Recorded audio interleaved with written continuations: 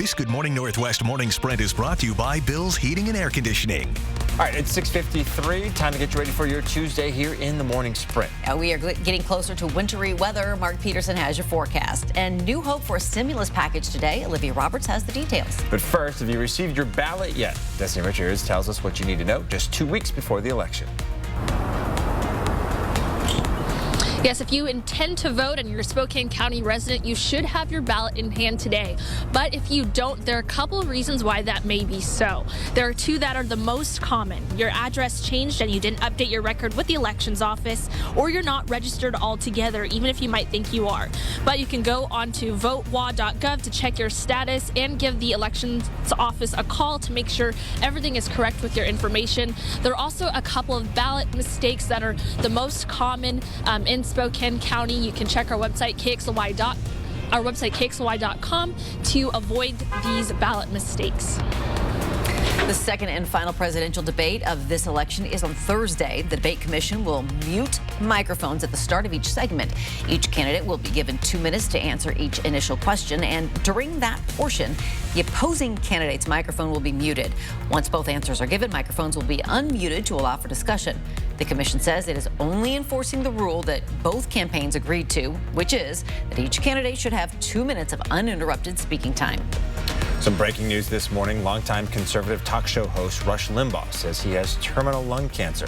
The 69-year-old was diagnosed in February.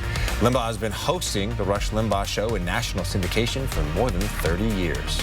More breaking news this morning. The Justice Department is expected to file a lawsuit against Google today for allegedly abusing its dominant position in internet searching.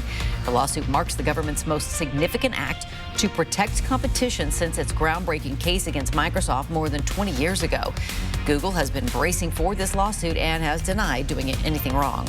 The clock is ticking for Democrats and Republicans to reach a deal on a stimulus bill that could help millions of struggling Americans. After months of back and forth talks, House Speaker Nancy Pelosi is warning that lawmakers need to get answers to key questions by the end of the day, or there won't be enough time to get a bill passed before the election. But the price tag and how the money should be used remain key issues here. Democrats and Republicans are hundreds of billions of dollars apart in their proposals and can't seem to resolve major policy differences. The Democrats' plan includes another round of $1,200 checks.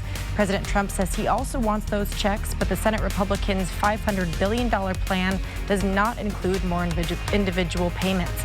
Democrats would need 13 Republican senators to join them to get the larger package approved, which may be unlikely. Good Morning America is continuing our coverage of these negotiations. Tune in at 7 for the latest information.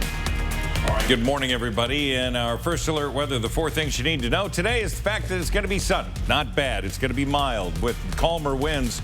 The cool down really begins tomorrow, and we're going to see snow Friday into Saturday, so we need to make that plan. We look at the satellite and radar. It's going to be pretty nice today. There is going to be some cloud cover, but that's going to be about it.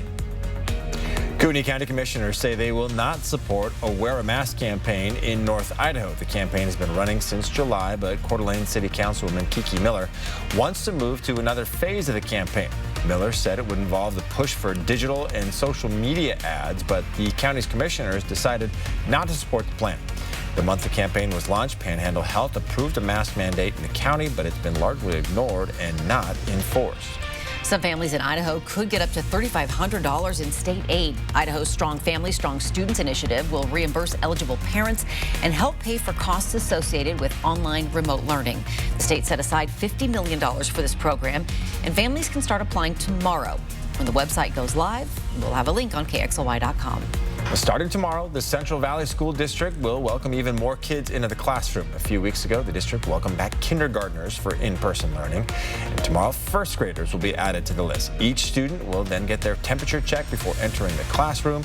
Masks will be required except when eating or going outside to play. In about an hour, you will be able to enjoy gathering around a backyard fire in Spokane. The county is lifting its ban on outdoor recreational fires beginning at 8 o'clock. Cooler, wetter weather means it is now safe enough to enjoy campfires, fire pits, fire bowls, and other forms of fire. You can learn how to create a safe space for one of your own at SpokaneCleanAir.org. We'll be right back with a final check of weather after this break.